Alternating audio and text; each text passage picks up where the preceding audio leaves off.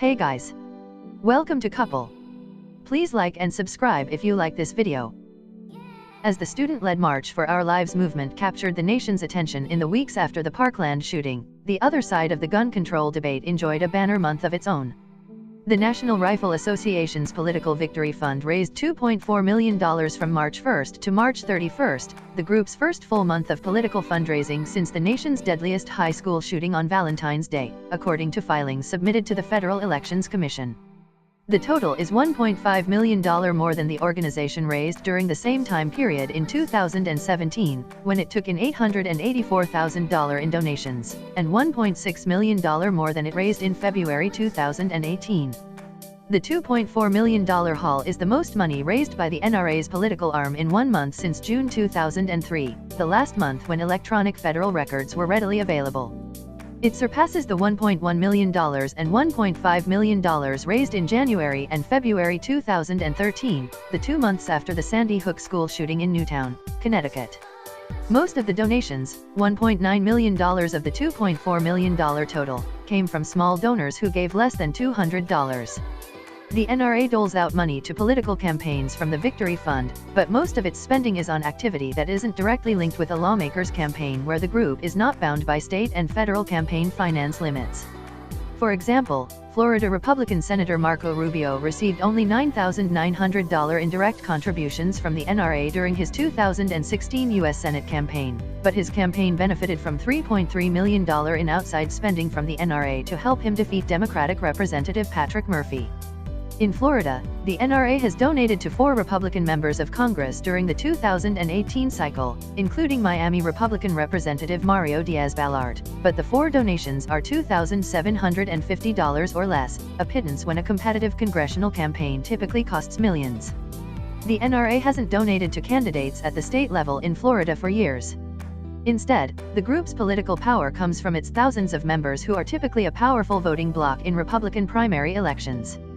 The NRA did not immediately respond to a request for comment. Marion Hammer, the NRA's powerful lobbyist in Florida, recently circulated a letter to members titled "It's Time to Name the Betrayers Who Voted for Gun Control," an attack on Republican members of the Florida legislature who helped to pass a gun bill that raised the age to legally purchase a firearm from 18 to 21, instituted a 3-day waiting period for purchasing rifles and shotguns, and banned devices called bump stocks that allow semi-automatic rifles to fire at a higher rate. "We did not support the gratuitous gun control provisions added to the bill by Republicans," the letter reads. Republican legislators are responsible for passage of the gun control bill. They lacked the courage to uphold their oath of office and keep their word to constituents who voted for them. They were in total control. They no longer deserve your trust. The letter went on to call State Senator Doug Broxson the linchpin who helped pass the bill by 1 vote in Tallahassee's upper chamber.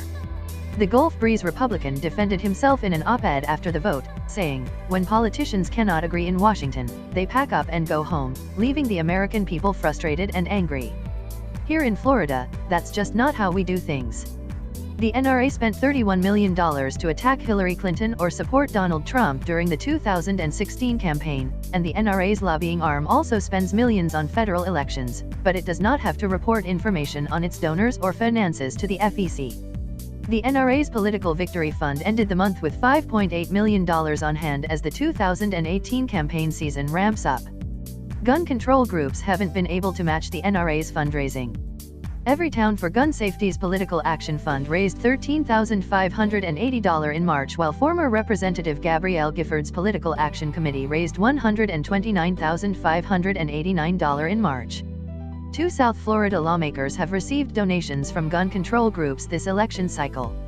Miami Republican Representative Carlos Curbelo, who introduced a bill to ban bump stocks after the Las Vegas shooting, received $1,000, while Democratic State Representative David Richardson, who is running for Congress to replace retiring Representative Ileana Ros Lehtinen, received $14,108 from gun control groups.